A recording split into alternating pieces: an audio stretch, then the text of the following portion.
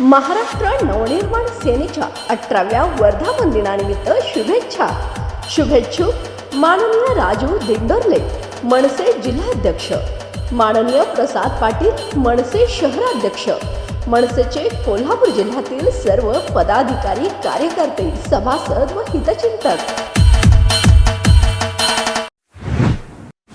8 मार्च महिला दिनाचे औचित्य साधून मुख्यमंत्री यांनी इचलकरंजी कोरोची येथे महिला मेळाव्याचे आयोजन केले होतं। यात अनेक महिलांचा सत्कार करण्यात आला। यावेळी लता प्रदीप पाटील यांना ट्रॅक्टरची चावी देण्यात आली। यांत्रिकीकरण योजनामध्ये विद्या नरेश कांबळे यांना गोपीनाथ मुंडे शेतकरी अपघात विमा योजनेअंतर्गत 2 लाख रुपयाचा धनादेश देण्यात आला। राजश्री शाहू गावडे यांना मुख्यमंत्री कृषी व अन्न प्रक्रिया योजनेअंतर्गत 50 लाख रुपये कृषी विभागामार्फत देण्यात आले। काजू प्रोसेसिंगमध्ये या 100पेक्षा जास्त महिलांचा सहभाग आहे। अर्चना हिम्मतराव देसाई यांना पीएमचे 7 लाख रुपयाचं अनुदान देण्यात आलं। अनिता अनिल लोकरे, अश्विनी संतोष आभाळे यांना प्रगती महिला बचत गट यामध्ये 19 लाख रुपयाचं अनुदान देण्यात आलं। सिद्धिविनायक महिला बचत गट यांना खानावळीच्या व्यवसायासाठी अहिल्या कांबळे आणि वैशाली सतीश पाटील यांना 10 लाख रुपयाचा धनादेश देण्यात आला।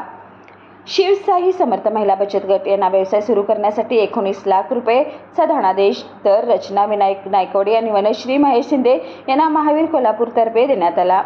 जिल्हा परिषद कोल्हापूरतर्फे सिमरन अझरुद्दीन पराग यांना देण्यात आले। राणी अनिल पाटील यांना मुख्यमंत्री रोजगार योजने याच्यातर्फे 2 लाख रुपयाचा धनादेश देण्यात आला। महादेवी उत्तम बरेकर यांना मुख्यमंत्री रोजगार योजनेअंतर्गत 3,23,00,000 रुपयाचा धनादेश देण्यात आला। नवीन चौगले यांना, तर माणिक प्रदीप पाटील यांना, तसेच जयसिंगपूर येथील आशालता बाबासाहेब माळवे, शियारा गणेश पाटील यांना 50,000 रुपये सदर महिला लाभार्थी एक मुलगी झाल्याबद्दल दिला। वंदना राजकुमार लोले, अंबाबाई भागोजी हातकर यांना रेशीम उद्योगासाठी मंजुरीपत्र देण्यात आलं।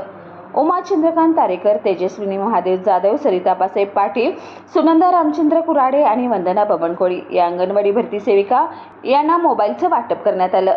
ऋतिका बिरू धनगर या संसद रत्न आहेत।